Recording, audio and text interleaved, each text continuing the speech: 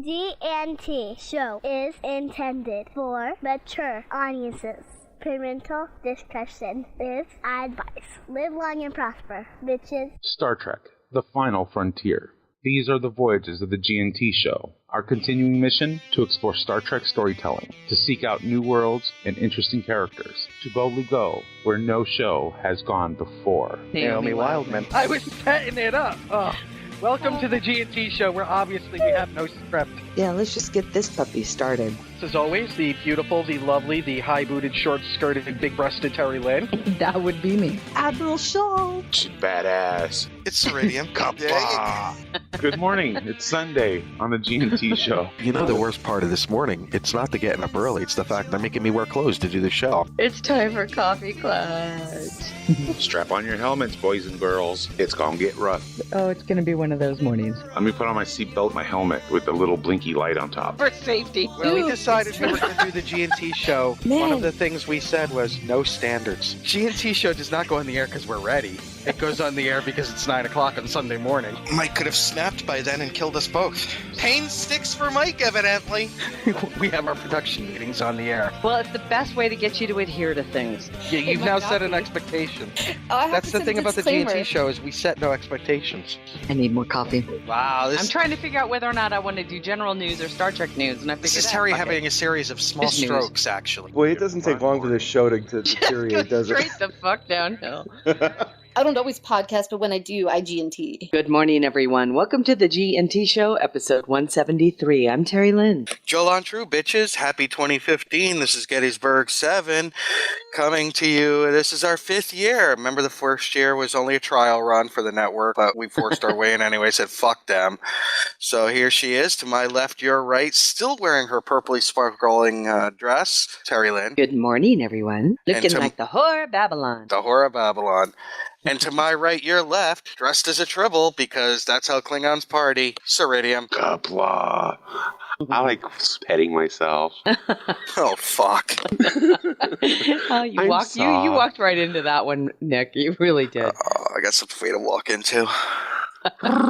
Happy 2015, all. Happy 2015. Happy 2015. It's our new year. I'm just going to start this off saying this because we all follow many of the same people on Twitter. Hey, all you Alabama fans, where the fuck are you? You talk so much shit during the year. I don't hear you. Go fuck yourself. I have to admit, I don't know what it is. Maybe it's just because, you always like to see the powerhouse brought down, right? I just hate Alabama. I hate Alabama as much as I hate any team from Boston or Pittsburgh. Okay. I don't have a personal loathing for Alabama. Yes, Michael, it's college. Those Schooners? Question mark? No, the Boomer Sooner is out of it. Oh. Yeah, Hi, Larry. Hi, Larry. Yeah, they are the Crimson Tide. Which are referenced in the great song FM by Steely Dan. No, Deacon Blues, sweetheart. Deacon Blues, I'm sorry. Alabama That's has okay. the Crimson Tide. You can call me the Deacon Blues, yeah. Only that. So, yeah, we were quite, I don't know, I was quite pleased to see them take a header. I was also, I hate to say it too, but I was also really happy with Oregon's win. So yeah, Kushmanzada is going to be unbearable if Oregon wins. Yeah. So what's the word? God damn it. On principle, I have to root for Ohio State just because he will be unbearable. I don't think he'll be. Well, yeah, he will. Look at him when the 49ers win a game. He's unbearable. And the one thing we have to give him credit for is he, like me, we both knew the Niners were out, like game 3. Like I did. We were like, Giants. Oh yeah, we're taking it this year. Now, I will give Kush credit. Kush has been an Oregon fan since I've known him. He is not a bandwagon jumper. So, no. Today, I want to say. Today is for our listeners and friends of the show a extremely happy birthday to Texas Trekkie girl who I think turns 30 today. Oh, she's going to kill me for that. She's I think 23. And to the lovely Kate from Cryptic. Oh, right on. Oh, happy birthday, Kate. Yeah, we love Kate. We love Kate. I think Texas Trekkie is 26 today. No, I don't think she's that old. I think she's like 24. I don't even think she's that old. Didn't she just graduate high school? No.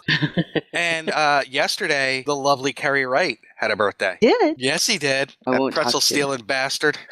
Pretzel stealing bastard. He's He tries to 33. blame Seth, but I know it wasn't Seth. Seth wouldn't do that. Then he Seth tries to wouldn't blame steal- Erica, No, and I no, do have my doubts. It could be Erica. I'm not sure. Could it have been all of them and you were just too drunk to fight them off? I have never been drunk in my life, ma'am. I don't know what you're talking about. As he takes another pull from the bottle. Blasphemy. Have you ever seen me drunk? I don't think you have. The only time you could have possibly seen me drunk, you were too drunk to notice, so it didn't really matter. Well, Alan and I officially celebrated our 20th wedding anniversary. I know. Married 20 years. Congratulations. Fun. Thank you. So, Yeah, what is 20 that? That's like the Latinum? What is that one? That's like the paper 600 cut. years and dog years. It's the paper cut? It's the paper cut anniversary. Oh. You two are kinky. I don't know. I might be wood. I'm sure it was. It might have been wood. And yeah, it was fun. We did nothing. We consider it's for getting married on New Year's Eve. We consider New Year's Eve, amateur night. So we stay home. Pewta. That's right, Jespa. It was Pewta. Oh, did you get something nice and beautiful, Alan? A little Pewta. No, we didn't do that. We didn't get we didn't do the Pewta thing. Oh, no Pewta for you. Nipple clamps for Alan. No, Pewta nipple clamps. Pewta pain sticks. Ladies and gentlemen, it's 2015 when Mike Ceridium says pewter nipple clamps. It's a new year. Kapla. We're just out of big renegotiations with the contract, and this is how he is. It's a lovely set of Pewta pain sticks. Oh, with the ivory tips. With the ivory, no, it's the fake ivory. We don't do that stuff no more. No. Ivory isn't elephants conductive. Gotta live. Huh? Just turned on. You want something conductive in a good pain stick. You want to transfer that energy to transfer well. It's probably brass. I don't know. Jesus. And I just turned on my Facebook, and there's a photo of Michelle Specht. So, hey, Happy New Year. Oh, there you go. Oh, Dave Kujiro's there. He says, I got your pewter right here. I got to tell you, somebody posted a video. It was a guy had robbed a church, and it was an actual video from dashboard cam. He had robbed a church and was cruising away at high speed and it was during a rainstorm, and his car, of all of them on the highway, got hit by lightning and blown up. That's awesome. That's pretty funny. He's thinking, I got away with it. No, you did. Bam.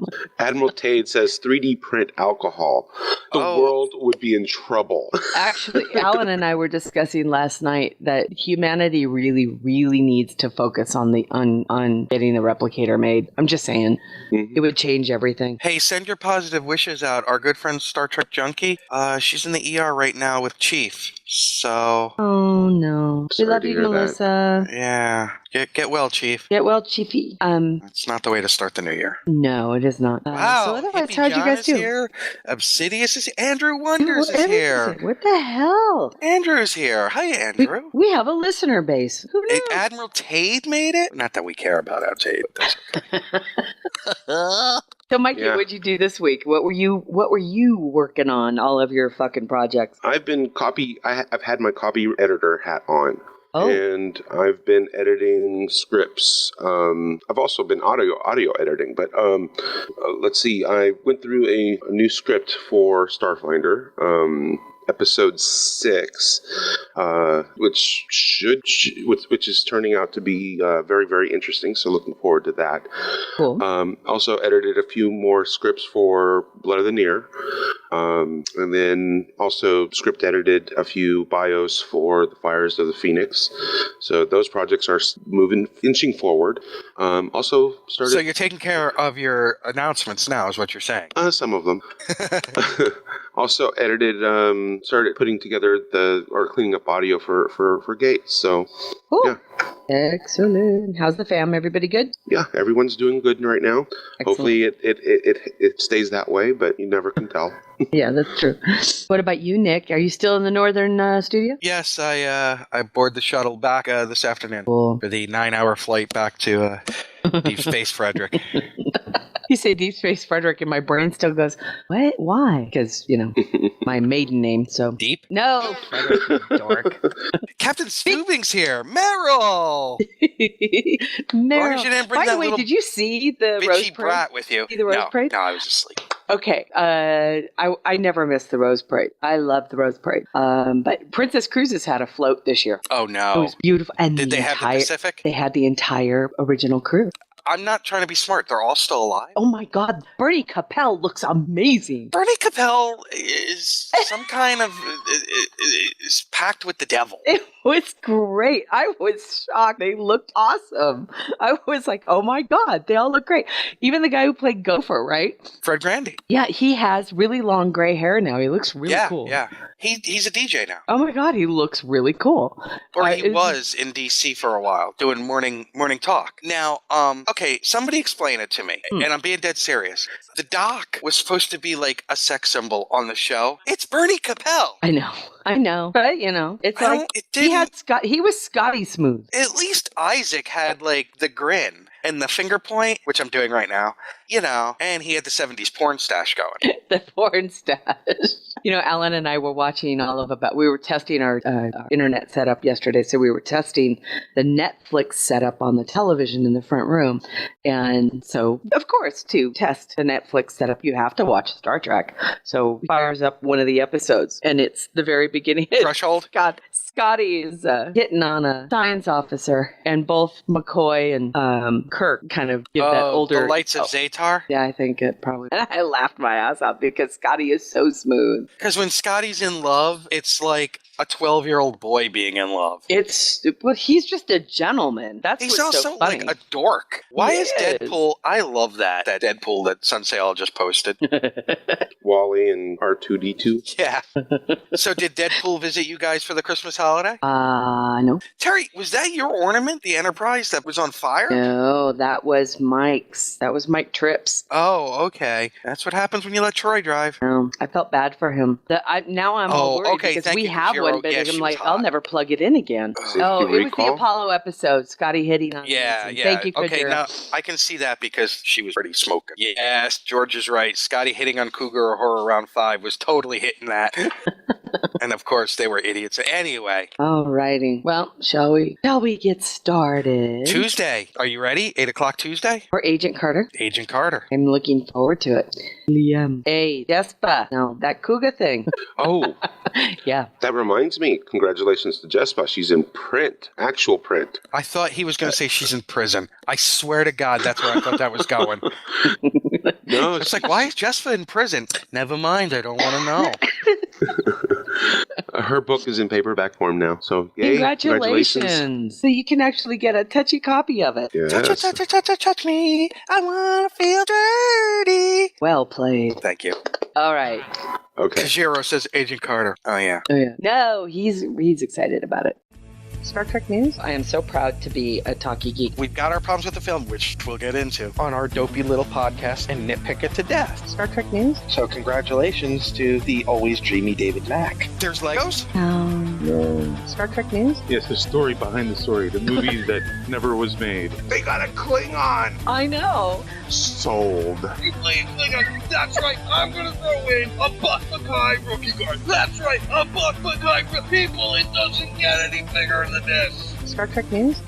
All right. Let's start off with a little bit of good news. Last week we had to start off with bad news, so this week we're going to start off with some good news. That is Alice Eve got married. That's good news? I think so. I think it's sweet. You look very pretty. It was well, that's not hard. All she has to do is wake up. I know. It was so British. It was so cute. So she married her, essentially, I think it's her high school sweetheart. He's a financier. Congratulations to Miss Alice. I guess it's Alex. Husband's name, Alex Cowper Smith. So I wonder if she's taking his name or not. Either way, congratulations, Miss. Yep, congratulations, lucky bastard.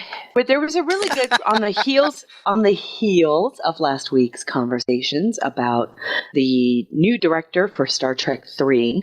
There was a really great article in Forbes magazine this week, and an op-ed piece from Scott Mendelson, who covers the film industry for Forbes, and happens to be a pretty smart guy. Sometimes he says things I don't necessarily agree with, but this time around, his conversation or his op-ed piece piece is about why he totally believes Justin Lin is going to be a perfect fit for Star Trek 3. So he brings up some really good points. I think he tends to focus too much on Lin's directorial experience with Fast and Furious, but he also does bring out the fact that Lin does work on other quieter films, so that the fact is Lin has great experience with ensemble casts. So hopefully he's got the chops to be able to handle the heat of the IP. I'm not worried. I'm not either. La la la. Did you realize that? I think I was more worried about JJ than I am about Lynn. I mean, to be honest.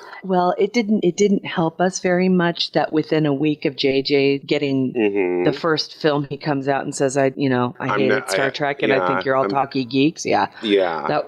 Not a good way to start off by pretty much pissing off the entire fandom. He was pretty much doomed from that moment forward. I think you're right. I really think you're right. But yeah, okay. 22 years ago this week, January 3rd, 1993, Emissary aired first DS9 premiere. How many years ago? 22. Wow. 22 years ago. It's the lovely Janice and I have been binging on DS9, and we're not going to, we are on the final episode of season 6 and not going to get to see it together. And I so wanted to see that one with her because of that thing that happens to the thing. And then Yeah. And I wanted to see. Oh, so here, I want you to visualize. So the lovely Janice is laying in bed watching the show, and we're watching His Way. And Vic Fontaine is introduced, and I'm all excited because it's Vic Fontaine, because, Vic's the shit. And the whole thing's going on, and she's just kind of sitting there watching it, can't tell if she's grooving. And then the argument happens on the promenade, and they kiss. Her little legs are kicking up and down, and she's squealing, and she's going, yes, yes, yes. Right on. She still doesn't like Kira, though. I know, and that's okay. No, it's not. No, it's not. Yeah, no, it really is. It really is okay. When it hardly seems like it was 22 years ago that DS9 aired, though. I know. Wow. 22 years ago. Let me think where I was. What year is that? 1993. Oh, I was at Fort Bragg. 93? I was a junior in high school. 93? What month did it air? January. It was 22 years ago yesterday. All right, 93, I was just coming out of a school at Bragg, so I was kind of burned out. Later in the year, I would be in Haiti? No, that was 94. 92 was Somalia, 93 was a year of kind of resting. Good. Yeah, 93. Marv is here. Good morning. How are you, Marv? Pull back. Marvin, it's Marvin. Alan and I watched it. I remember that. Oh, did you? Yeah. Were you impressed? Well, yeah, we were, we watched Star Trek. So we watched pretty much everything except, I have to admit, we kind of trailed off on TNG. We didn't really watch the 7th season because it started to get a little weird. But we definitely watched the beginning of DS9. But I don't remember watching much of it after that. In my neck of the woods, TNG. It was 22 years ago today. Commander Sisko thought the band to play. Sorry, ahead, Mike. In my neck of the woods, TNG aired at the top of the hour. At the bottom of the hour, on an alternate channel, DS9 started. So I had a tough choice. I could either watch half of one show or half of the other. That's horrifying. It was a difficult choice. And at first, because I was already so invested in TNG, I watched TNG, and then I'd hurry up, flip over to the other channel so I can watch DS9, the last half. But I didn't really appreciate it all that much until after TNG went off the air, and I actually got to see a full episode. And after that, I was hooked. And I regretted missing the beginning, of the first couple years. But yeah, great show. Yeah, still one of my favorites. I just thought it was weird to think that it was more than 20 years ago. I mean, it's just my brain just kind of did a little trip on that, thinking, wow, 22 years was about the length of time between when the original series ended and they started thinking about creating TNG, right? Just over 20 years. It was, and so and I remember thinking when they came out with TNG that in my brain, I felt like, oh my God, the original series is so old, man. So I'm wondering if that's what kids today are like. Oh man, DS9, that's an old show, man. Yeah, but it's Because they're all stoners? Well, they're kids, So you cast from Dazed and Confused? You need to hang out in New Mexico more. I'm just saying. It's been 22 years. It's time for another show. It's been, well, it hasn't been quite 22 years. I still count Enterprise as being the True. last. But I was averaging. Yeah, that'll work. You try to cover yourself with that one. Yeah, that's it. I was averaging. There's a cute another countdown article in geek.com outlining their top 35 moments in Star Trek history. Some of these we've seen before. Some of them are, I just say, can I give it I'll put the link, then I want to hear some of your take on some of these, which I thought was pretty funny. They started off with number 5, which was Q's "You Hit Me, Jean-Luc Never Would Have Hit Me." You know why? Because Cisco's got the pimp hand. That's why. Well, someone had to put Q in his place, and look what it did. We never saw him again on that show. 34, when Kirk realizes that Uhura and Spock, this is in Star Trek 1, I think, Two, Into Darkness. Yeah, when he realizes they're having a lover's quarrel. What is that like? Yeah, exactly. That was funny. It was funny. I give credit where credit's due. Yeah. Jeez, when the actors are allowed to act in that movie, it's actually not bad. Oh no, I agree with you. That's what I'm saying is that I love the cast. The cast is extremely talented. I would just wish they got better scripts to pull off, because they would be amazing. Carbon Creek is at number 33. It is, which is one of my favorite Enterprise episodes. I love. And why do they keep calling me Mo? That was an awesome haircut, though. Very Vulcan. Stop. I love the fact that she pulls the purse out at the very end of that episode. I was just like, yeah that's cool. Number 32, when Morn hid the liquid latinum inside a second stomach. That was one of the episodes the lovely Janice and I got to watch together, was Who Mourns for Morn. Oh, God. I forgot how much I giggled during that episode. It is great. We find out in that episode also that is the reason why Morn has no hair. Yes. I want to see his race with hair now. Morn had hair like Liberace? No. Wow. Sorry, I was saying goodbye. Oh. Bye. Like Bieber? Oh, it's killing me. I'm having a brain fart. Star Trek Continues. Actor Kirk. Vic Mignogna. Vic Mignogna. That's what his hair is like. It's luxurious. I still like the idea of Morn being at every bar in every Star Trek. I'm just saying. Yeah. 31 was an emotional Data fist pumping in victory after blowing up a Klingon bird of prey. You have to admit, it was fun to see the Data character finally get to show some emotion. Use the emotion chip. Because I'm not going to scroll down, I'm hoping the oh shit is on the list. The oh shit has to be on the list somewhere, because that one was also epic. 30 was Tom Paris hitting warp 10. Stop it.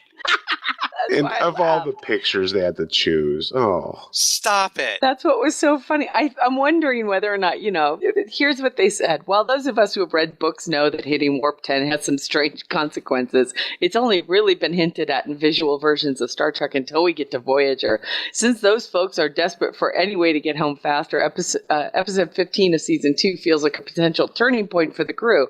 Unfortunately, as is all too often the case on Voyager, there's no such thing as a shortcut. Tom Paris transforms into what is speculated to be an advanced form of human evolution, and despite all the strangeness that follows, it is beyond argument that Tom Paris is the first human to successfully fly and transwarp, at least the first that anyone knows about. Kirk is buried in Tribbles, number 29. Classic. When number 28, when DS9 is when the DS9 crew realizes that Klingons didn't always have forehead ridges. It is not something we discuss with outsiders. I just loved how he shuts them down with that. It's like, we just don't talk about it. 27. Instead of trying to retcon it and trying to figure out something, it was just like, we don't talk about it. It took a 2 or 3 episode arc in Enterprise to explain it. And they did a really good job. Yeah, they did. And they gave what's his name was in it? The pain Shameless poll from MASH. Oh, yeah, John Shook. John Shook. 27. Spock tells Leela she can't pronounce his full name. That was also the one where Spock was high. Oh, yeah. PCP or whatever the hell they that all dust were. was. They were. Let's it face was opium, it, I'd like really. some of It's that just plant. Alien opium. Somebody get me some of that. Work on that, will you?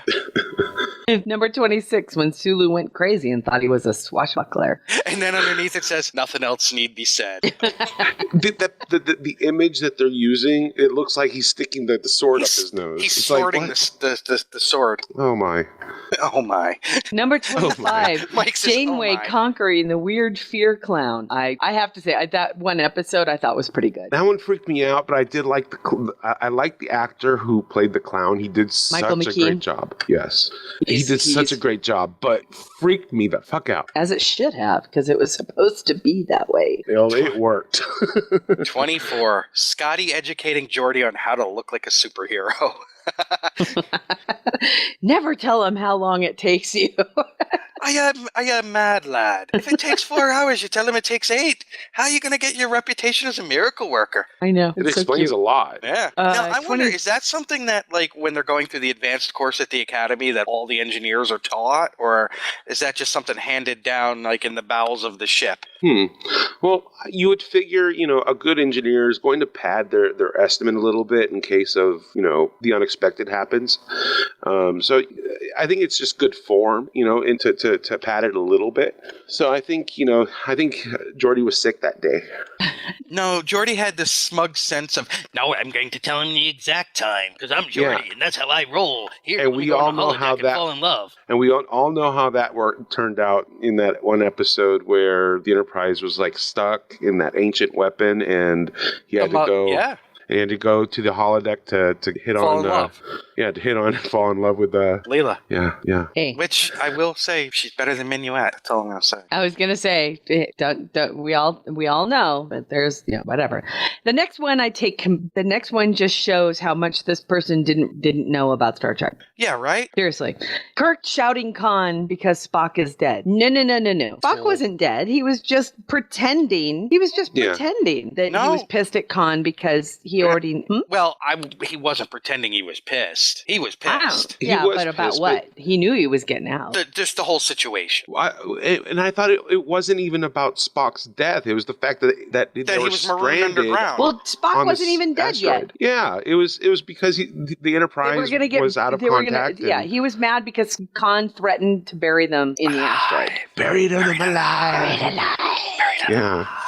So there's candy in the van. Skittles. So I call bad mistake. He needs to watch the original movies one more time. If you can hold on a second, I have to take issue with Jay Galloway in the chat room. Jay, Janice is older than me. So I don't know. I don't know what that was about. I'm not. He says, "Don't be hating on you, and don't be hating you and Geordi are both creepers on hot young chicks." Well, at least she can take it and run with it. There was an assumption that she was younger than you, although she is still hot. Don't tell her that though. You get an hour worth of argument. And when she listens to this, I'll get a tweet. 22 though is correct. Do you think it should rank higher than the original Khan? No, it shouldn't even be on the list because when the entire theater broke out laughing, I wouldn't know. Half the theater had walked out an hour before. I wouldn't know. No, Sunsail, Sunsail's calling me a lying bastard, saying Janice is not older than me. She is. She's a year older. 18 months. Cisco decloaking the USS Defiant for the first time, ranked number 21. That was an awesome scene. Boner! Worf admitting that he's terrified of spacewalks. I don't say he's terrified. He just admits that he doesn't like getting, sick. Yeah, it was more of a... As the super masculine representative from a war happy race of beings. Well, I can accept the second part of that, but I've never seen Worf as super masculine. Oh. No, that's not a slight on Worf. Martok is super masculine. We get to talk about Martok here in a bit. When his wife comes on the station and he just gives that little tilt of the head and he goes, "Oh, I do love her so." Yeah, Martok rules. Yeah, he did. Number 19 will make Marion Cordry very happy. He is the world's biggest Tuvix fan, but number 19 was Tuvix. Tuvix was a cool character. He was like the best of like both worlds. You had funny that you should say that, Mike. Killed him. Because number 18 is Borg Picard from Best of Both Worlds. Ba-boom ching. I would put that higher because when he turned around and said the I am Locutus of Borg, and then that led to the longest summer of a lot of people's lives. Yeah. That was definitely number 17, epic. Voyager blowing through a Borg sphere into the Alpha Quadrant. Yeah, that was wonderful for the whole 2 seconds we got to see it back at the fucking Earth. Fuck you, Voyager writers! Number 16, Nog's experience with the strangely sentient hologram program on DS9. That's Paper Moon. Yeah, that is an awesome the whole episode is just... The whole episode rocks. I have tears. I'm glad that it ranked. I have tears. Worf holding the Sword of Kahless for the first time, ranked number 15. Yeah, that was awesome. I definitely appreciate that. I'm so glad that at least one thing from Enterprise made it in here. And it's a good one. Too. The birth of Red Alert. Which God. I thought was a hilarious episode. I mean, just him trying to figure out what are we going to call it, right? The Read Alert. Read Alert. and all the different variations of the klaxon, you know, how it evolved, and then it's like turn the damn thing off. Now, number 13, I don't agree with because it's a fake. It's a fake. Yeah, it's a classic line. Why would you not agree with? I was being ironic, saying. Oh, thank you. I'm like, dude, come on, it's an awesome. Siska made a. It's a cake. It's a rake. It started a meme. It was like to me. It's a fake. It's a rake. Yeah. Number 12, Data betraying the Borg Queen. Yeah, that was pretty cool. That was kind of hot too. In a real creepy way, the kiss, that was creepy. Yeah. But cool. Number 11, which was the very first episode of Star Trek The Next Generation, was when McCoy recalls Data a Spock substitute. I personally just liked the idea. Instead of, I would have swapped out. I don't think I would have said that particular line was what made it. What made it was the treat her like a lady and she'll always bring you home. I mean, duh. Yeah. Okay, the number 10. Come on. The doctor gave me a pill and I grew a new kidney. The doctor gave me a pill and I grew a new kidney. Star Trek 4, The Voyage Home. Best caper film ever. Well, outside of maybe The Great Escape. Are we forgetting Bada Bing, Bada Bang? Hello? That was a good one. Good caper. Which one are you talking about? Deep Space Nine. Bada Bing, Bada Bang. It's the one where they go and yeah, that was cute. That was cute. Casino. Yeah, but I was talking film. I was talking movies. Ocean's 11 type style. Yeah, Ocean 11. That's another one. See, those are fun. I like those films. Oh God, I love Ocean's 11. Mm-hmm. The original one and the second one. I did. You know what? I'm a huge fan of the Clooney one. I am too. I like them all. I mean, I'll watch every single one of them. Even I especially love the one. Whatever. I like the ocean movies. When getting to number 9, when getting to and from mirror universes becomes no big deal. That's true. Come on. They overused it a little. Yeah. Like, oh, look, we have a portal. Hello? I'm sorry. I have a cat on my shoulder. She just climbed up like she belongs here. I just got an email. Okay. So, let's move along home. All right. Oh, is that on there? No. Yeah, not that I've seen. Awkward Picard as a lieutenant. Yeah, that was pretty painful. When in Tapestry, when he's wearing blue, you're like, oh man, that's just... Yeah, and you know, it's like after he's had a whole career as a science officer, and then now he's like trying to get his life back in a sense, or trying to rebuild it, and it's like no one wants to help him. I love the conversation he has with Riker and Troy. You know, where he's trying to say, well, you know, I really want to get better, and the look on both of them was like, isn't that the problem? Stick to your day job. Yeah. Q shouting at his son about messing with the Borg, which is ironic because in TNG, didn't he he provoked the Borg? And he learned a lesson from that, didn't he? Yeah, I guess he did, because he as a result, didn't he get be human for a while? Well, wait a minute. It says, which is why Q shouted at his son for messing them in front of Janeway and crew. I don't remember it being in front of the Q. As a matter of fact, wasn't it just the two of them alone, or just in front of Janeway? I don't remember. I thought it was in the conference room, but maybe it wasn't. With just Janeway. Ow, honey, that's your claws. Oh God, she's like digging in. Number Bambi. 6 is Worf tells Q to die. That was funny. What can I do to prove I'm mortal? Die. Die. Yeah. It was like the ghost. I love the one-word one-liners. And it was deadpan, if I remember correctly. He meant it. Well, he'd been called microbrain before, so. Well, yeah. Eat any good books lately? Eat any good books like that? That's a great line, too. Number 5, Darmok and Jalad at Tanagra. One of the best episodes ever. Yeah. Hey, you can't go wrong when Paul Winfield is on a show. Ow! No. And they tried it again in Enterprise with what was that one episode with Trip and the alien on the alien on the. That was a good one, too. Yeah. There was a couple of them that were, I love Enterprise anyway, but what made this one unique was the fact, I think, was the way that they communicate. I mean, the guy obviously, the translator was obviously working. It was translating his words into English, except the way he was speaking, using the metaphors. Without that point of reference, it doesn't matter if they're speaking English or not. Right. Because you don't understand the point, which is... Right, you don't understand the metaphor. You don't understand the history. Yeah, very well done. Very well. Number 4 is one of my all-time favorite moments in Trek. I agree. And that's why I was so happy to see it rank so high, which is Picard delivers a life-altering verbal smackdown to Wesley Crusher. I mean, he deserved it. Mm-hmm. And for those that don't know what we're talking about in The First Duty, when Wesley tries to apologize for the lie that killed a cadet, and Picard gets all captainy on him. I mean, he does everything. Look, I've been chewed out by a commanding officer like that before. It is so uncomfortable. They both have come such a long way since shut up, Wesley. Yeah. Well, it turned, what this was what Wesley needed to see, which was he never really had seen or had been exposed to Captain Picard really before in that kind of sense, in that administrative kind of way. Yeah, Captain Picard directed at him. It's like, oh shit. And this is what Jack would have been. This is what Jack would have been had he been alive. It's just there's a father figure, yes, but when it comes down to it, dude, you're in the Army now. You're in Starfleet now. You got to fucking act like it. It's not only someone that he sees as a father figure, but that he respects probably more than anybody in the universe. Right. Yeah.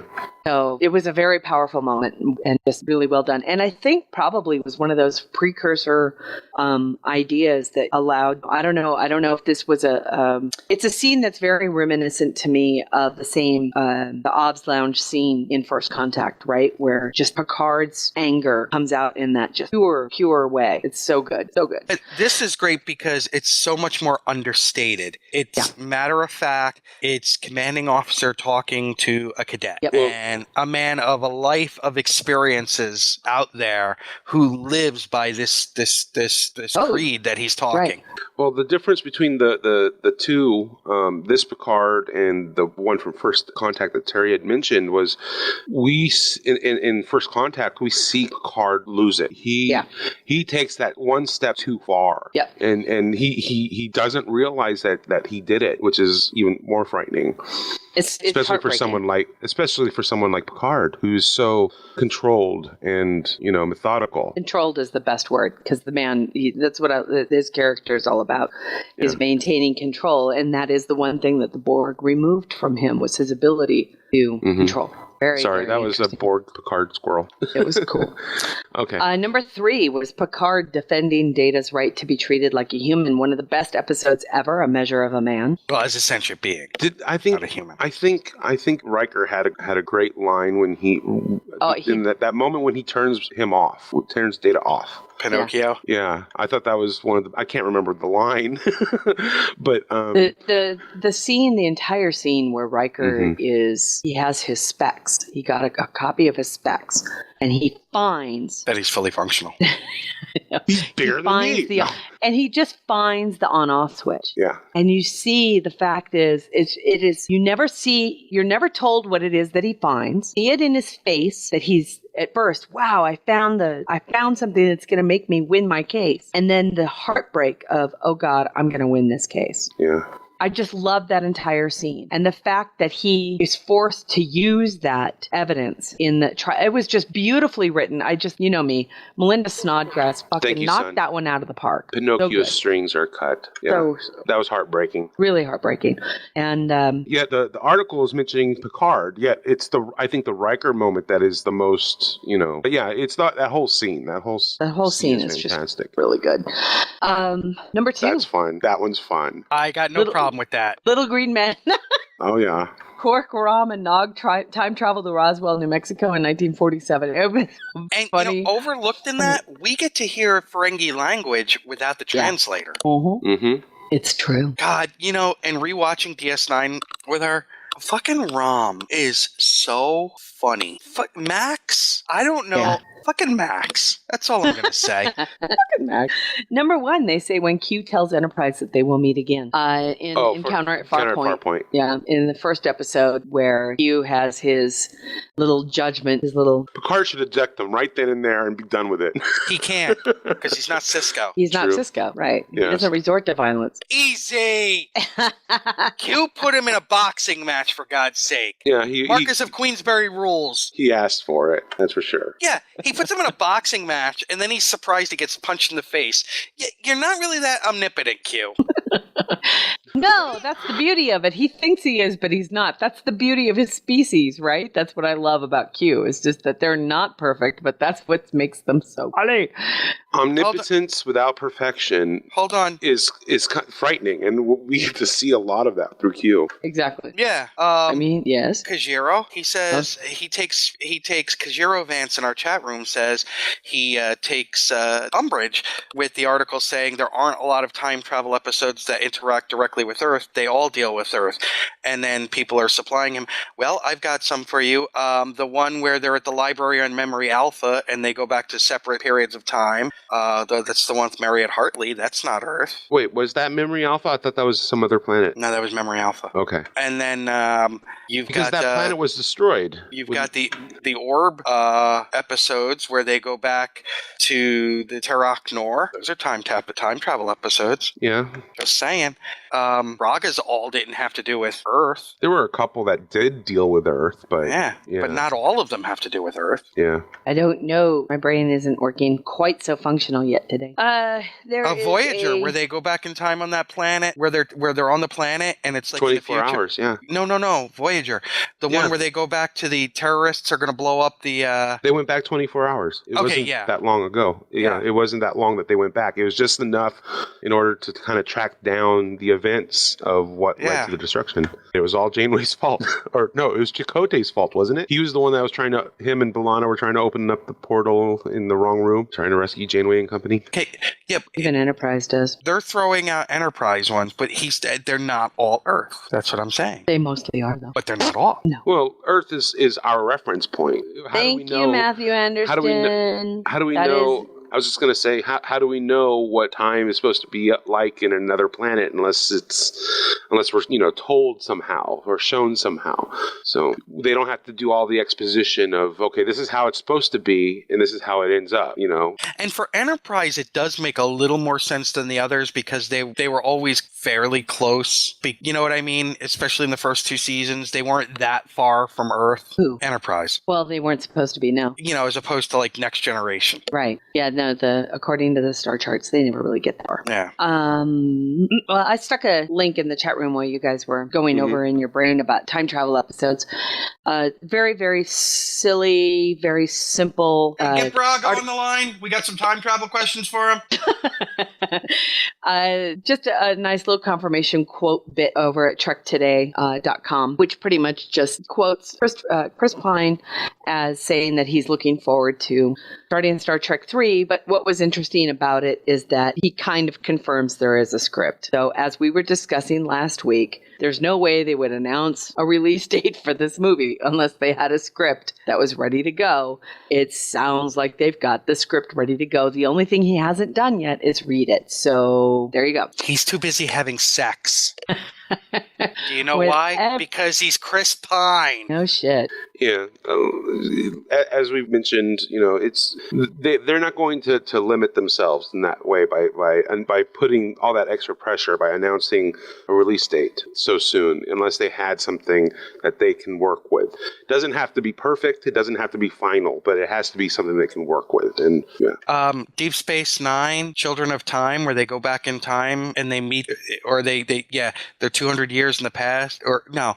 What is it? They're 200 years in the past because their descendants are there from when the Defiant went through the thing and the stuff with the thing. And then when they leave, they all stop being because they're not being what they're doing with the stuff. Yeah, and Odo is old. That's when Kira realizes, Odo says, "I've always loved you, Nerys." And it got really awkward after that. Yeah, for a couple episodes. Yeah.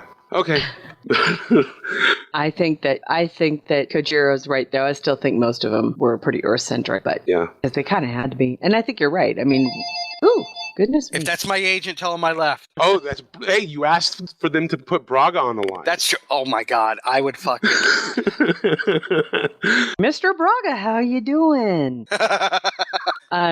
Brandon, baby, how are you? Comicbook.com posted a video of a mashup of All About That Bass, which was redone by fans called All About That Borg. Yeah. They took some liberties. Huh? They took some liberties. Yeah, they did. It was cute.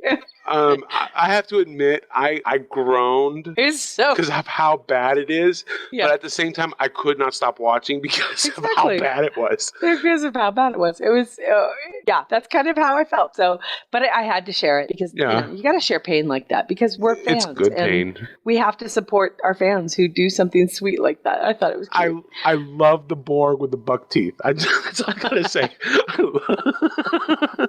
Well, the Borg, I have to watch this. Oh, you have to. If you have not seen this, you have to watch it.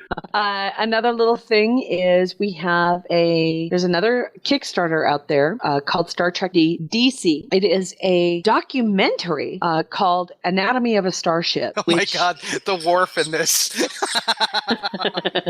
It is a documentary. Again, they're less than $200 away from meeting a very meager $2,000 goal. They're going to be filming at the same place that Star Trek Continues films, and they're kind of like documenting the process. The process of how Star Trek Continues gets made, right? Yeah, I think that's the impression that I have. Nonetheless, it seems very interesting in the fact that they are, although they're focusing on a fan or unofficial production, it's all about how to make television. So I think it's very, very interesting. So if you guys are interested, they have 12 hours left to reach their $2,000 goals, of which they've already met 1815. So they are less than $200 away, and I'm sure that they could really use every little bit just to get them through. Again, this is a documentary project, crowdsourced documentary project about how, and they're filming how Star Trek Continues gets made. I thought it was just kind of interesting. So there you go. $5. I was going to say, they can probably use every little bit. $5 gets you a digital copy. So at the very least, that's not bad for a digital copy of a video. So yeah. CBS has announced an interesting new app called CBS All Access.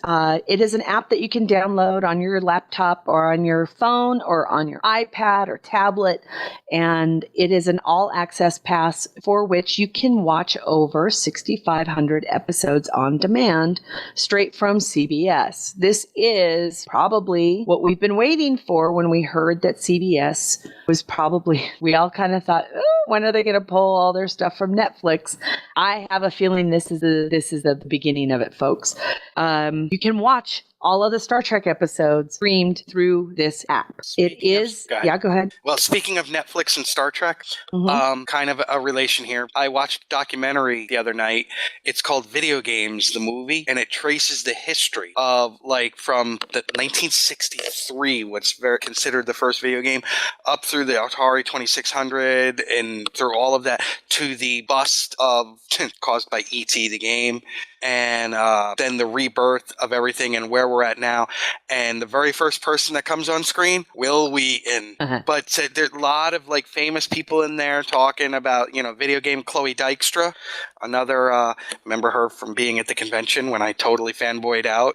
That was the one moment where people actually said to me, I've never actually seen you literally unable to speak. Aww. I have a question about the CBS All Access. Yes. I'm not seeing anywhere how much it costs. It says try it the first week free, but after that, I'm not seeing. I'm gonna check that out. Looking to other places. Learn more. We're gonna. She's singing. Yeah. Oh my God! Breaking news! If you're a fan of ESPN or of pop culture, at the age of 49 years old, Stuart Scott has passed away. He died. Oh, we knew he wasn't doing well. Yeah. We knew he wasn't doing well. Oh, that does sadden me because I really, really liked him. And I already have a joke, but I'm not going to make it. That would be too soon. All right, Terry, block your ears. No, don't do it. Come on, I got to get it out of my system. No. I got to get it out of my system. Then mute your mic. It's not the same. There's nobody to hear it and yell at me. There's got to be. No, you're all alone over there? Yeah, they all left to take her oldest daughter to the airport. Oh. No, you can't do it. Mute, Terry. Nope. Here it comes. Show. You can't do it. Here it comes. Nope. Here it comes. No, please don't. He saw the Grim Reaper coming, but only with one eye. Yeah, don't worry, folks. I'll punch him square in the nuts the next time I see him. But you're laughing. Oh, that bums me out. Yeah, he was trailblazer. Our loving condolences to his family because that really does bum me out. I liked him a lot. The man put "cool as the other side of the pillow" into everyday lexicon. He did, didn't he? I just love the fact that he went for it. You know what I mean? That he big was time. I want to play fucking football, and he went for it. Yeah, I love that. I admired him so much. He's been there for how long? Yeah, I mean, since almost the beginning, yeah. I would say he knows, but he was in that. Wasn't he in the second wave after? I just thought he was cute. Berman and the dude that does Outside the Lines, who I absolutely love that guy. I'm with you, Mike. I'm back on the CBS app. I can't see anything concrete about how much it costs a month. I would have to assume that it would have to be pretty competitive, if not with Netflix, if not a little bit lower. So I would hope that it would be a little bit cheaper than Netflix because I would hope so. Yeah, because there's not enough. There's not as much. Yeah. It's just television episodes. It's not like you can get movies or anything else like that with it. Yeah. So, well it sounds interesting though. I mean, you can watch I Love Lucy, so it's like everything in their staple. So the Grimmy's here. Hi, Grim. I like the little action figure set. That's very cute, Admiral Tate. I know. I was looking for Picard, and then I realized he's wearing the mariachi hat. We do have a little Riker bit of has book a big news. gulp. I'm sorry. He does Go have ahead, a big Terry. gulp. I'll just let that stay. And Troy's looking mighty relaxed. Well, there's some positioning going on there. That's all I'm going to say. StarTrek.com has released some information that an e-novella for the original series is out in March called the Star Trek, the original series, Shadow of the Machine. An e-novella by Scott Harrison will be released in March by Simon & Schuster Pocket. The synopsis is in the chat room. I put the link in there. I heard about this. Scott Pearson mentioned that he copy edited this. Oh, very cool. Well, I've noticed that there's like a V'ger thing going on there, huh? Actually, doesn't that kind of look like in Borg tampon? Yeah, the Borg tampon from Stowe, and the uniform is post V'ger or V'ger era. Yeah, interesting. I'm just saying Borg tampon. Yes, people, that's what we call it because it in the game it looks like a really painful spiky tampon because it does. That and then I want to play Star Trek Online. Engineering here. Warp engines are online. Course laid in, Captain. Engage. Your ship. Warning. Ship is under attack. Your crew. Move out. your destiny.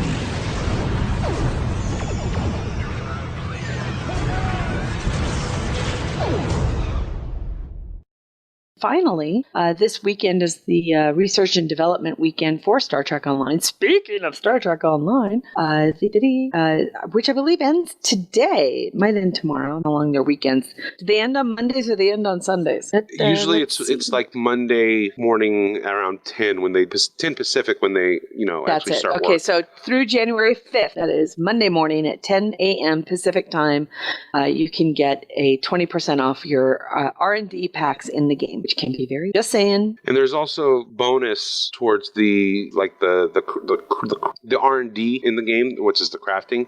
So yes. You're getting bonus points, and I think bonus rewards when you run like the queued events and you get R&D pack. I think when you open them, you get extra. Oh, good. Matt Anderson says CBS All Access is $6 a month. That's not bad. That's not bad. Okay, I was going to say it better damn well be under $10 on that. Because I was just thinking, if Netflix is running $9.99, then that's You know what about else is $9.99? The WWE Network. Oh, interesting. Well, I only point that out because it used to be $40, $50 for the pay-per-views. Now for $9.99 a month, the pay-per-views are included. They've so changed their business model by doing this, by pretty much not being a pay-per-view anymore, by going to that network. It's a risky move. Huh. Very interesting. I didn't realize that. Speaking of our friend Scott Pearson, he had my favorite post of the week, and it was on Facebook. He said various best books of the previous year lists are appearing. Under the category Best Ebook Only Star Trek Novella by an author named Scott, I humbly nominate my book, The More Things Change. I love him. he did appear in a couple lists, though. I had seen a couple other podcasts or whatnot. They did include his book as the top ebook novella. So it wasn't just his nomination; it was a couple different ones where he actually won. And there's Thomas the Cat. Hi, what's going on? I don't it's the know. first one of the year. People are I know. coming out. We've got Grimmy. We've got Marv. And we were just Marv. Come on, Marv. We're gonna go bowling. I don't know why when I think of Marvin, I think he and I would be the Ralph Cramden and Ed Norton together. Oh God! Right? As long. Oh yeah. Okay. My whole brain went somewhere way different. But with now that, here's the question for you, Terry: who would be Ralph and who would be Norton? I gotta say, I think I would be Ralph. The problem is that I still have oh my God, the comedian Jackie Gleason. No. I still have the bad A. Norton. Oh, Eddie Murphy. Eddie Murphy. Why don't you come over here and Why let don't you me come over here? fuck you in the ass? Oh. Oh my God. Oh. Hey there, Ralphie boy. To the moon, Sorry. Alice. Oh, geez, I'll tell you. So that is an unfortunate thing of pop culture. Sometimes when something like that just sticks, that's the only thing you think of now. It's like, oh my God. That whole album, though. I got some ice cream and you ain't got none. Because your dad is under welfare. What's some ice Wanna cream? lick? Psych. Wanna lick? Goonie goo goo fuck. What the fuck, Gus? Goonie goo goo. Oh my God. Jasmine wants to write Honeymooners Trek crossover fan fiction now. Do it. Oh my God. Yes, do it. And someone's got to say to the moon, but to Bajor. I don't know. I'll Bang, shut up. zoom. Let's see. Okay. Shall we just start right off the bat with a Las Vegas update? Are we still talking Vegas, right? We are. Talking about Vegas. Yes. You're coming to Vegas, right? Star Trek Las Vegas may take place every August, but on this show. This is where we hang out the rest of the year. Exactly. The crew has been fatigued now from so many months in space, and they need to take a break. The landing party has been down to check out the terrain while the crew gets ready to play. They say there's only plant life living on this lovely rock, but a rodent appears wearing a vest. Update on Star Trek Las Vegas, which is coming up in Viva Las Vegas. 30 weeks, 4 days, 1 hour, 44 minutes, and 30-ish seconds. There's been one announcement. It is an actor by the name of Greg Ellis, who was Ekor in the finale of DS9's What You Leave Behind. He was also Chief Engineer Olsen in the 2009 Star Trek film. He's also had recurring roles in 24, Touch, and Days of Our Lives, and appeared in major blockbusters, including Titanic and all 3 Pirates of the Caribbean movies. He's going to have a table in the vendor's room. I literally thought there were 5. What? It seemed like there were 5. Oh, Pirates of the Caribbean movies? Yeah. No, I'm not trying to be a 3. smartass. I really did. Actually, think there was were 4. 5. Yeah, that's what I thought. Yeah, there was 4. So the 3, I guess you would call them the trilogy, the ones with the first 3, right? Those were fun. Well, wow. Kojiro Vance. Oh, wow. I just saw that too, Mike. All right. Since he got smacked down pretty heavy a few moments ago, he did some research. He went to Memory Alpha and did a search for time travel episodes. Involving Earth, there are 24. Not involving Earth, there are 34. These include episodes from all 6 series. My count may be a little off, but the stats give a good idea that time travel is a highly utilized plot device in Trek. Now that I have truly geeked out, I am getting more coffee. I love him. Hold on. He deserves coffee Yes, after that. and that's 58 episodes. How many episodes of Trek have there been? Over 700. 80 something? So 58 out of 780. Somebody that can do math. That would not be me. That would be less than 10%. But still. No, that's a lot less than 10%. That's somebody, Like please. It would be, what, 7.5%? Thomas, you're smart. Grimmy, you deal with numbers for a living. Come on, brother. Yeah, so does Kojiro, but he's getting coffee. Well, he's also... But even still. He's the Don. I was trying to figure out what this noise was. Honestly, it sounds like a tribble. And then I realized that the cat is sitting next to me and there's a bird on the deck. And she's like making the tribble noise because she wants to attack it so bad. So it's about 8%. So if for every 100 episodes, 8 are going to be time travel? Oh, good question. Does that include the animated series? I don't know. He said it was 6 all series. Okay, so yeah, it does. Yeah, because Yesteryear was on Vulcan. We didn't even think of that. Yeah, that was time travel. So for every 100 episodes, 8 of them are time travel. And That's the way not that they a were bad spread ratio. I out, thought it would make you think that at least one every 10 episodes you were getting time travel. And I think part of that comes from Toss had a few, but Next Gen had a whole bunch. Look at Grimmy. Look at Grimmy down to the goddamn Grimmy. That's like the accuracy of pi is how accurate That's because that the man deals with numbers for a living. I love that. Okay. That's not bad. I gotta say, it's not bad. And it did not include the 2 movies, but that's okay. Well, if you consider the time travel ratio in films, now that is like what 25%, There's 3. 30%. Yeah, at least because I mean, not 1, about 25% because there's not 2, 12. There's 12 movies in all. Not 3. Yes, 4. Not 5. Not 6. Generations, yes. Yes. First Contact, yes. Yes. Insurrection, no. 2009, yes. Nemesis, no. 2009, yes. Into Darkness, No. The 3, right? 3 out of the... 3 out of 12 is 25%. So it's about the same percentage, really. No, 3 out of 12, Terry. 3 out of 12 is 25%. Yeah, that's true. So that's even more. Yeah. So the next film, or the next 4 films, if you think about it, all of Enterprise, it deals with, yes, you're right, Jess, but because of the temporal Cold War, it's an underlying theme in the whole damn show. So every episode technically deals with time travel. And Kojiro's breaking it down by series, love him. Looks like that's awesome. I do love him.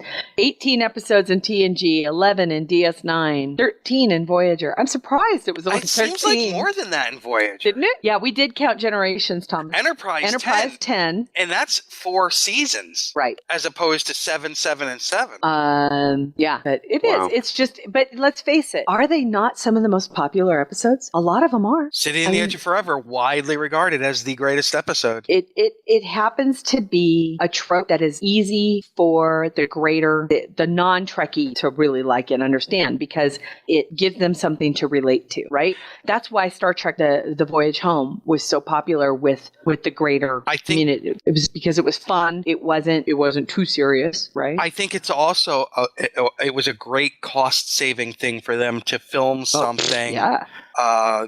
Right there on the back lots. Yeah.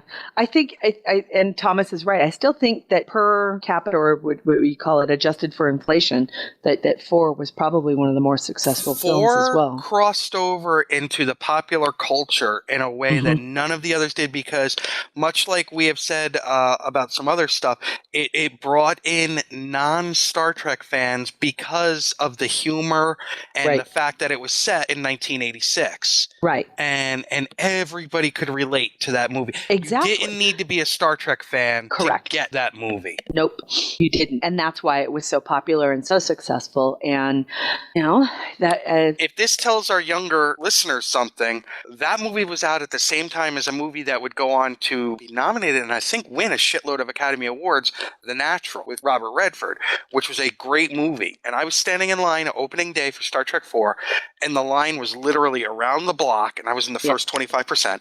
And the manager came out and said, "Is there anybody here to see The Natural?" And like 2 people walked from all the way in the back, and there were like ripples of laughter, not at them for seeing The Natural, but that these poor bastards had been standing in the back of the line, not realizing. Oh, yeah. And that I wonder what else was out at the same time. See, the thing is that the time travel episodes are used over and over and over again because they're fucking popular. Look how they great. are. And some of this, I have to say, is a little bit misleading because look at the DS9 episode. That's a 2-parter where they go back to the Bell riots. It's really 1 episode, but it's a 2-parter. That's 2 episodes. Don't start on me.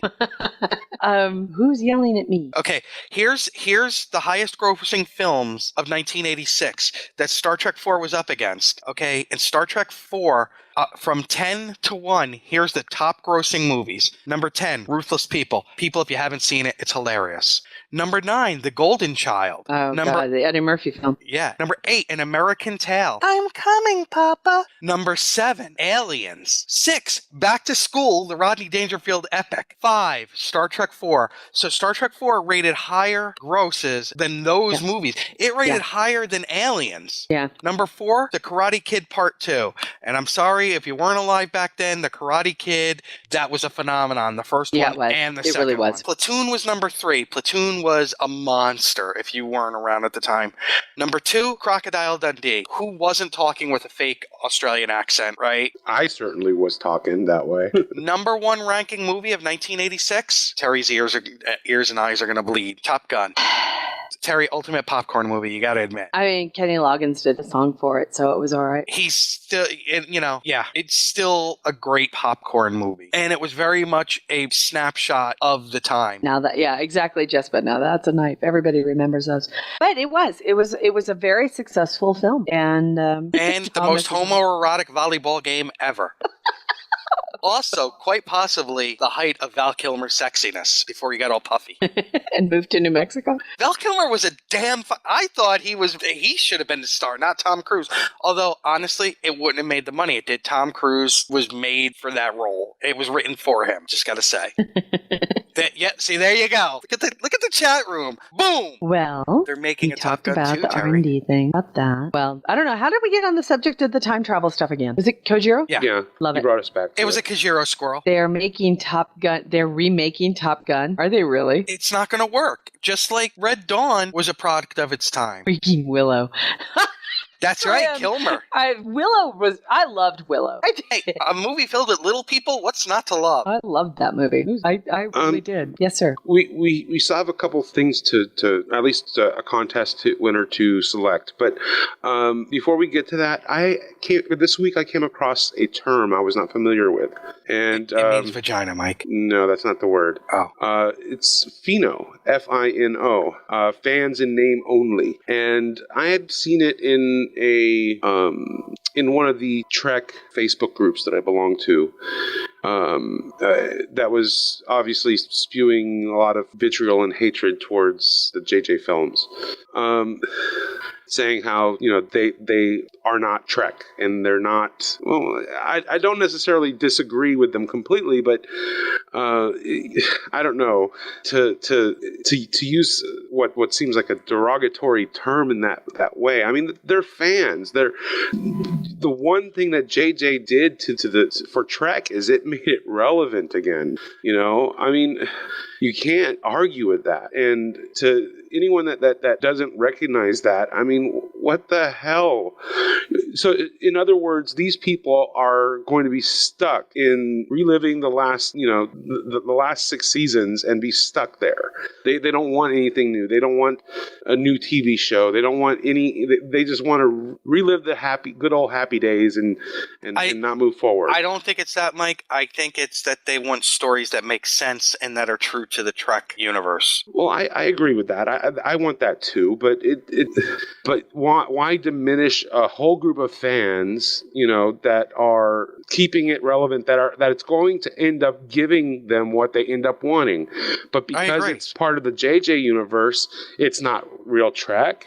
I mean, although nothing's been confirmed yet, but I believe that the next series is going to be based in that universe, better or for worse. I agree with you that no matter what I think of the movies, 1, they're visually stunning. 2, they opened it up to a whole new generation, and I've always said can't be mad at that. And we had very good friends, 2 people that I love dearly, who won't go to the convention because of the JJ shaming fans that love the JJ films, the shaming that was going on, and that's just bullshit that people do that. That's and you know horrible. who I'm talking about, right, Terry? I personally have never seen it. No, you know who won't go to the convention because of it? No, I don't know. I just sent you a message in private chat. Well, it's stupid, and the one thing in any kind of how do I say this? The one thing in any kind of a disagreement between any two parties, whether it's political,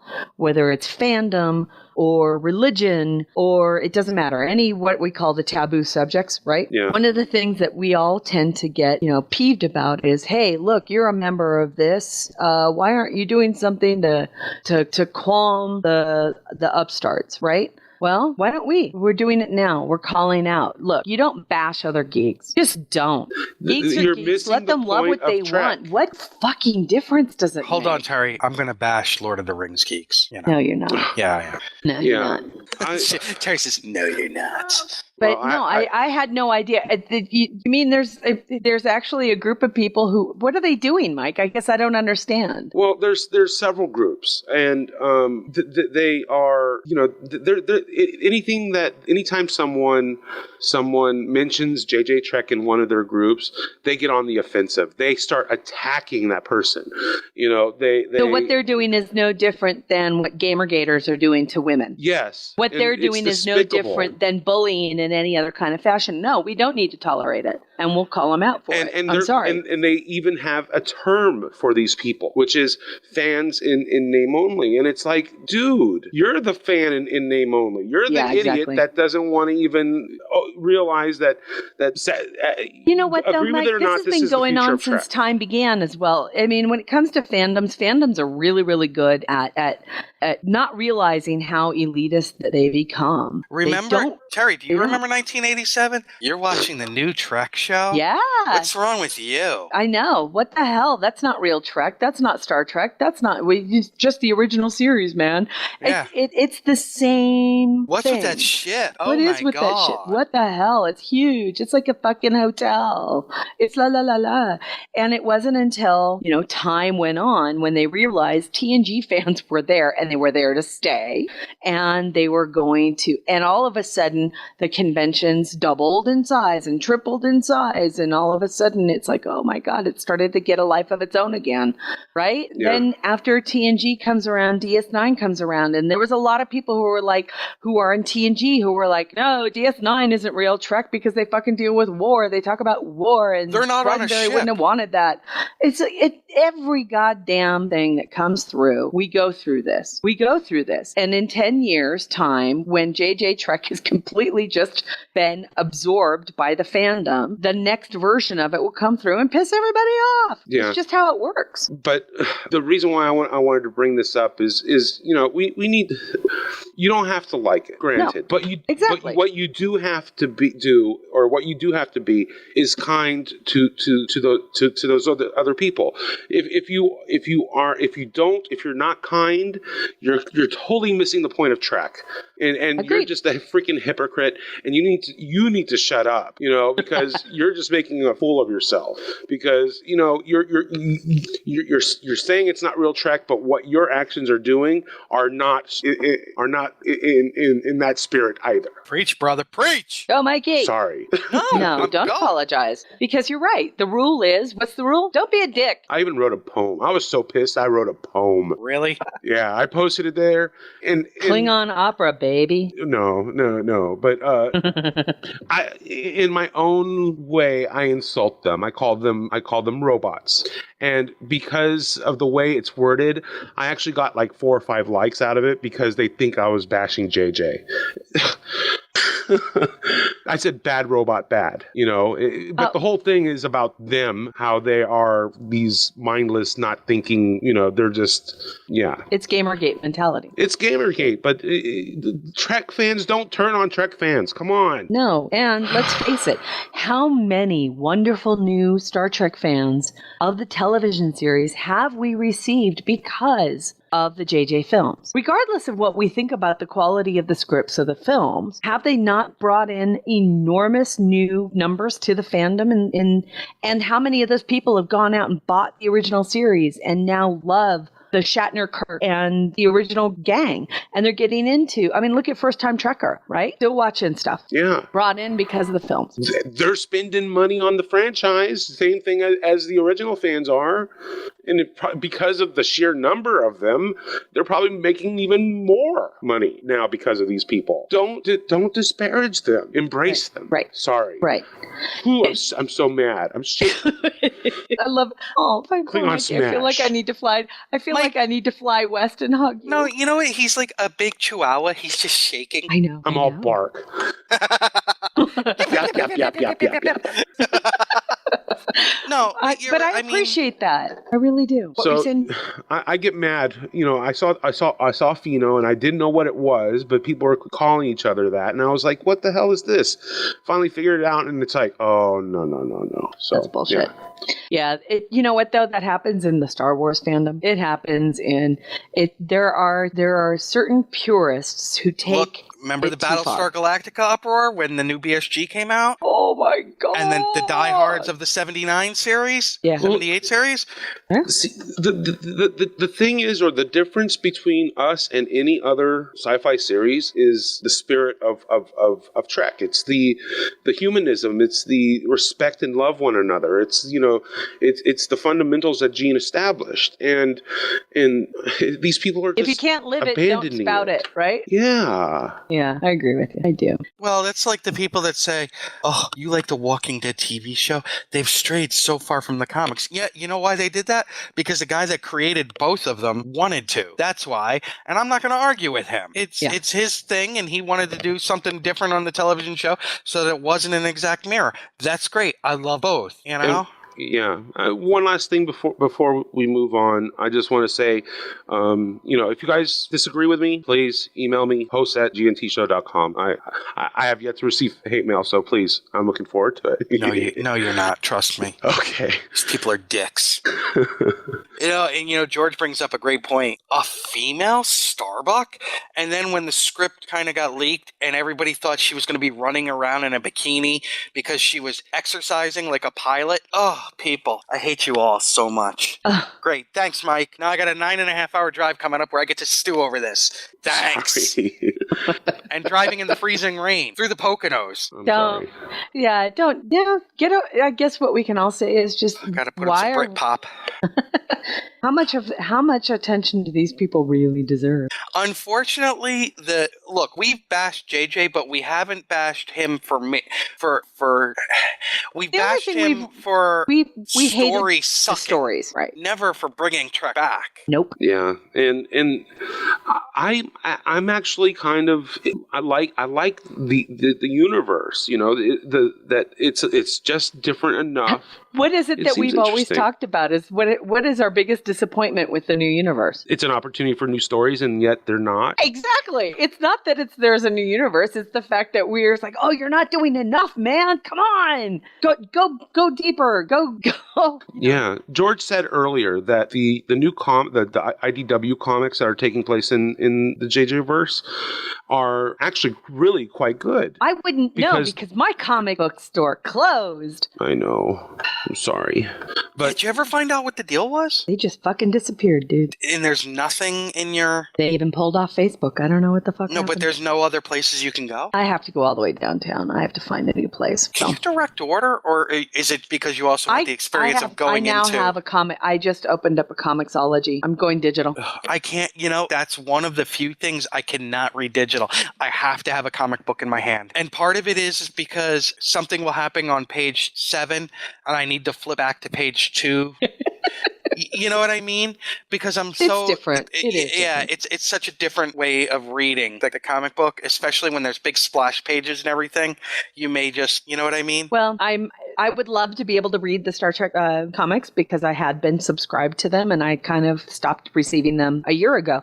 So I don't know what's happening in that era, but at the same time, it is the one thing that we kind of also gave a little bit of grief about is how much do we really only want to get Star Trek stories from comic books? But they get it, is the point, is they are actually taking advantage of the new universe.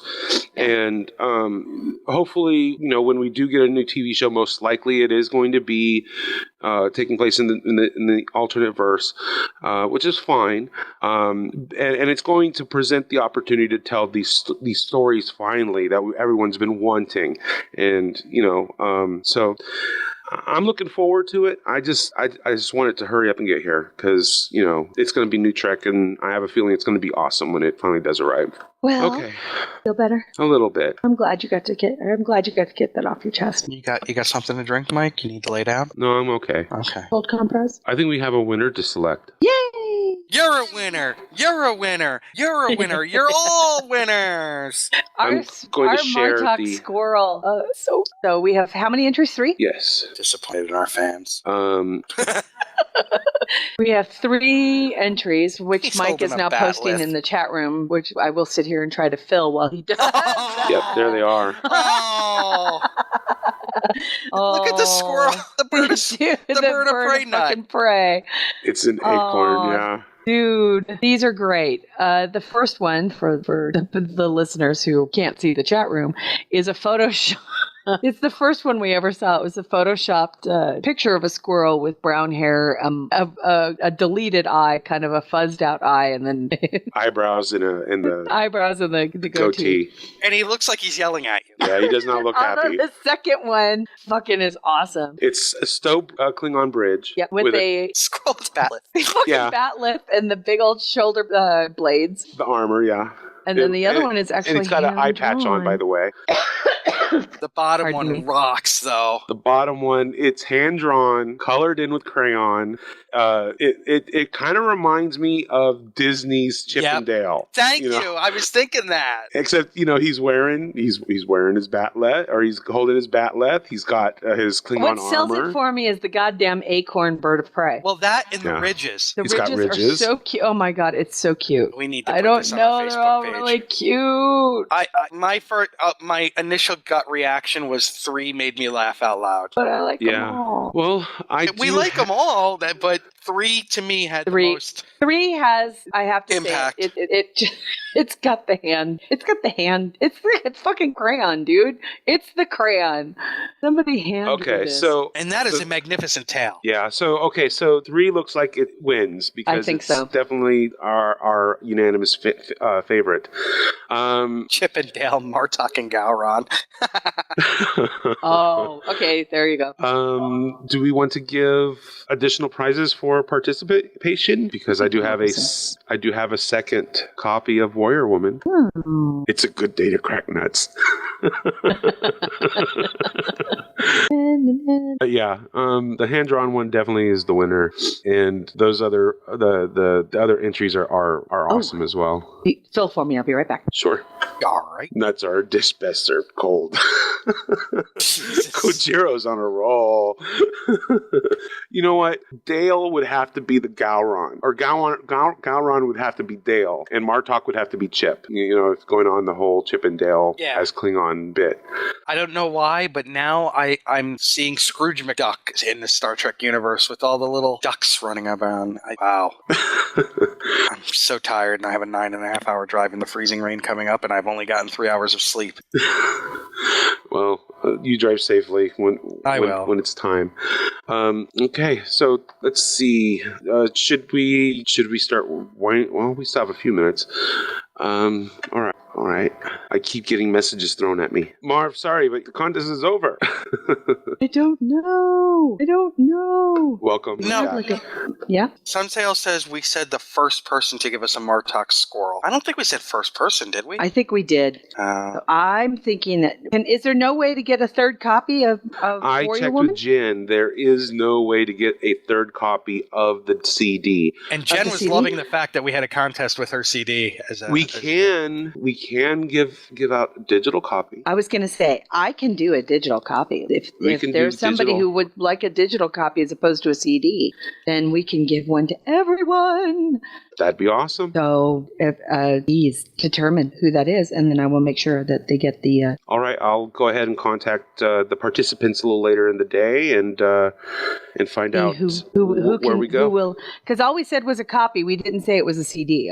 We told everybody who would turn it in that they'd get a copy of Warrior Woman.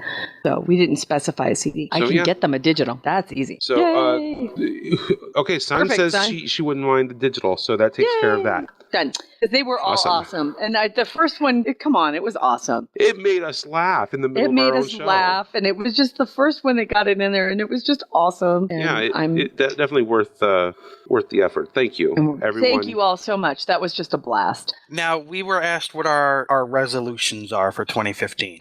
Who didn't remember our show from last year where I said I don't make resolutions? I resolved I did too. eons ago never to do them because they're a waste of time. Yeah, I never quite get there.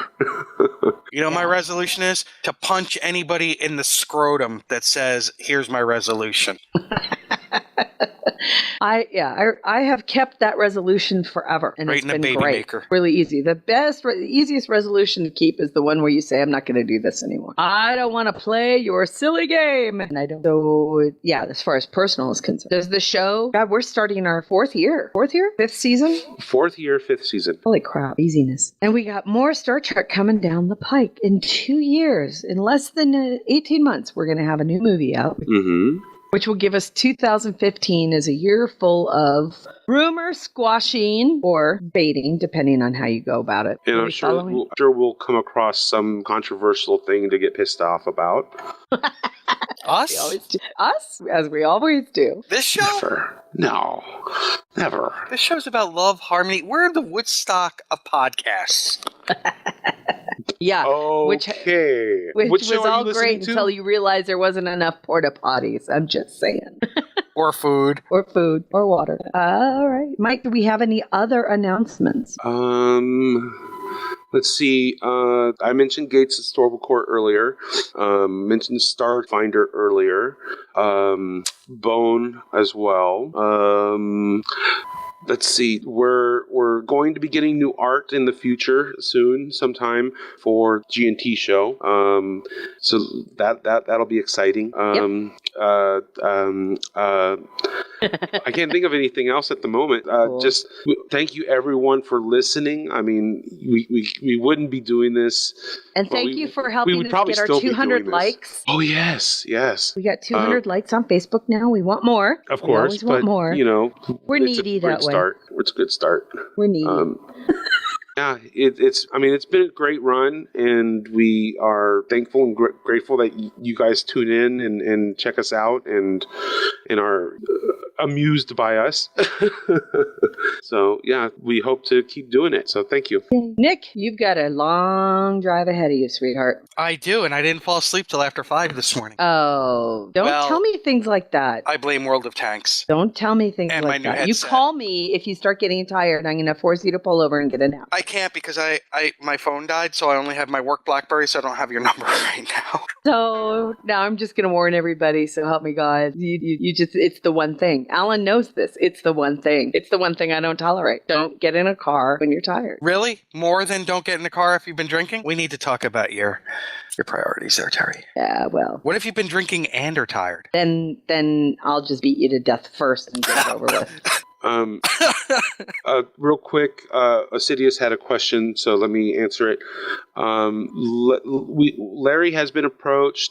I don't think we've received a final answer from Larry about whether he'll be participating in the Starfinder episode that we wrote. He said that he was interested. Sent him the new script. Still waiting on a reply. So we don't really know.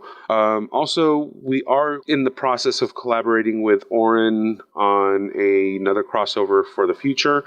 Whether or not that happens depends on time restraints, with Oren and some of the other people involved. So our fingers are crossed that all of that goes through, but we cannot. Nothing has been 100% confirmed. Cool.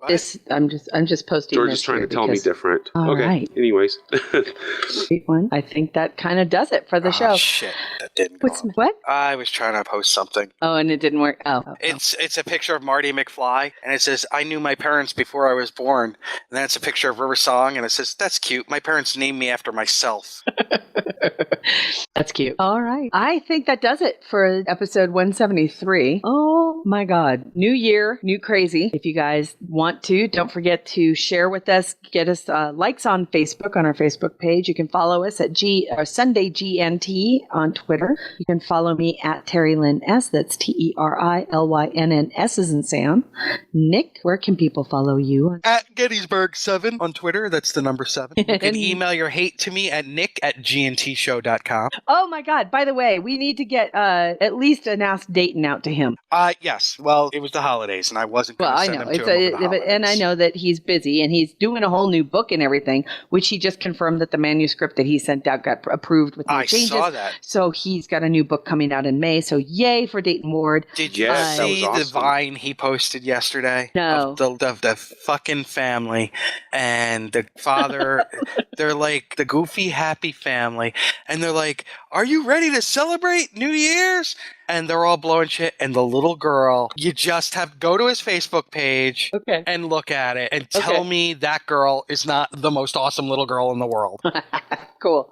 And sorry, where can people follow you on Twitter? Soridium STO, SORIEDEM STO. MOUSC. You can also send us email at hosts@gntshow.com. If you've got a question for Dayton Ward, don't forget to send it in. That would be really great.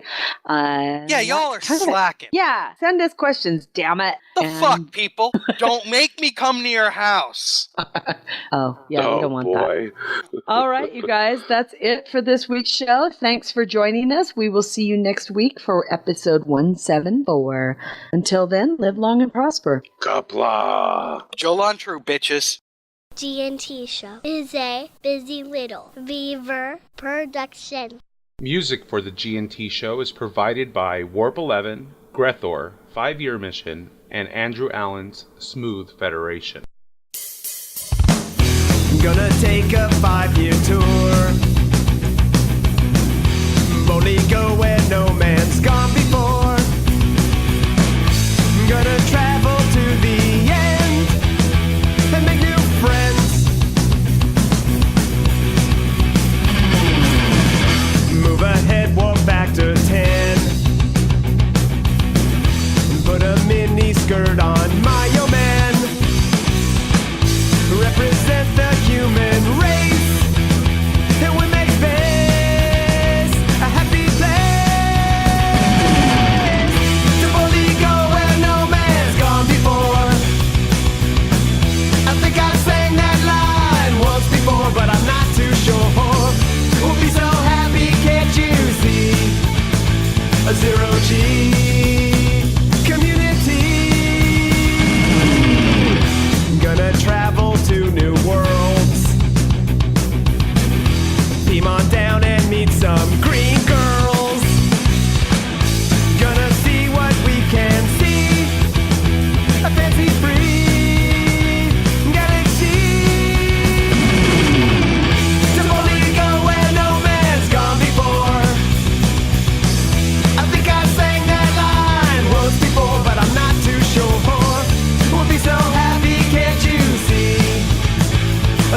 G community.